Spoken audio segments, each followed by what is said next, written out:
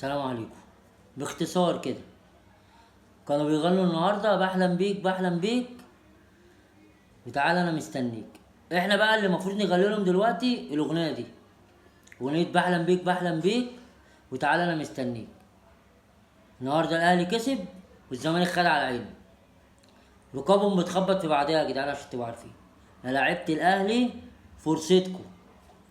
النهارده الاداء بتاع ماتش الحرس ما كانش احسن حاجه، بس رجاله وكسبتوا والروح ابتدت ترجع تاني. مش هطول في الفيديو، باختصار عشان ان شاء الله الكلام كله ان شاء الله يبقى على ماتش الزمالك ان شاء الله اليومين الجايين. فرصة ان احنا وهم بيخبطوا كده وركابهم بتخبط في اعداء وجماهيرهم خلاص لو راح النهارده مش هيجي لها نوم. احنا بقى اللي نقول لهم تعالوا، احنا بقى اللي بنحلم بيكم. زي ما هم النهارده كده كانوا بيغنوا في المدرجات، اهم خدوا على وشهم وخدوا على عينهم في اخر دقيقة، وكلها ماتش هنكسبهم واحنا هنركبهم وهنبقى احنا اول الدوري. السلام عليكم.